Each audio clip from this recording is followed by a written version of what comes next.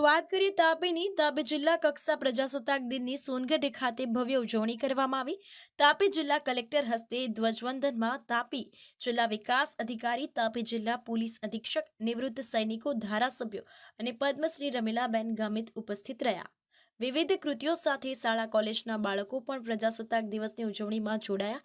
સાર્વજનિક હાઈસ્કૂલના ગ્રાઉન્ડ પર હજારોની સંખ્યામાં લોકો ઉપસ્થિત રહ્યા હતા।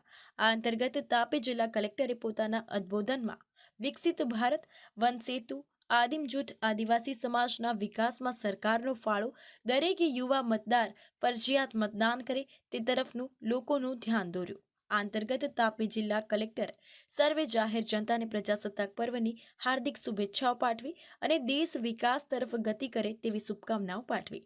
તાપી જિલ્લા વિવિધ વિભાગ દ્વારા ટેબ્લોસ રજૂ કરવામાં આવ્યા હતા। પ્રજાસત્તાક દિવસ દર વર્ષે 26 જનવરીના રોજ સેલિબ્રેટ કરવામાં આવે છે અને એનું હેતુ છે કે 26મી જનવરી 1950ના દિવસે ભારત દેશનું બંધારણ, ભારત દેશનું સંવિધાન જે છે એ અમલમાં આવ્યો હતો।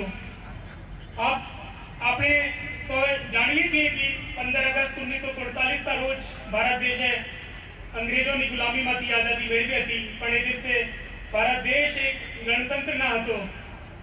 તો એના પછી સંવિધાનનું નિર્માણ કરવામાં આવ્યું અને 26મી જનવરી 1950ના દિવસે સંવિધાન અમલમાં આવ્યું। તો જ્યારે ભારત દેશ આઝાદ થયો તો આઝાદી માટે અનેક વીરો એ તેમના પ્રાણોની આહુતિ દી।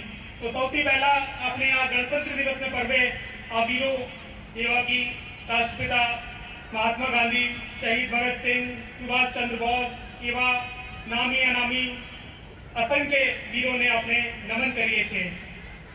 दोस्तों, संविधान बनाववामां जेनो सौथी महत्वपूर्ण योगदान रह्यो एवा देशना डॉक्टर भीमराव आंबेडकर ने पण आपणे आज प्रजासत्ताक दिवस निमित्ते नमन करिए छे, याद करिए छे।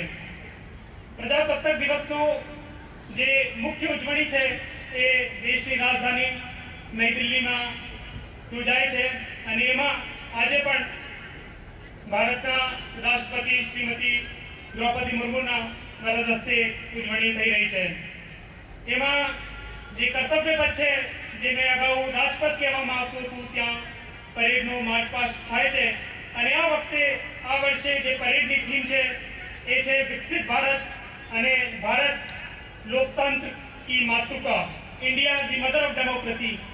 दोस्तों, आपने जानिए छे कि देशना वडाप्रधान श्री नरेंद्र भाई मोदीए 2047 सुधी भारत ने विकसित भारत बनावવાનો संकल्प લીધો છે અને આપણે તાપી જિલ્લામાં પણ દરેક ગામે, દરેક ગ્રામ પંચાયતે, દરેક નગરપાલિકામાં વિકસિત ભારત સંકલ્પનો રથ કર્યો છે અને આપણે તમામે વિકસિત ભારત બનાવવાનો સંકલ્પ લીધો છે।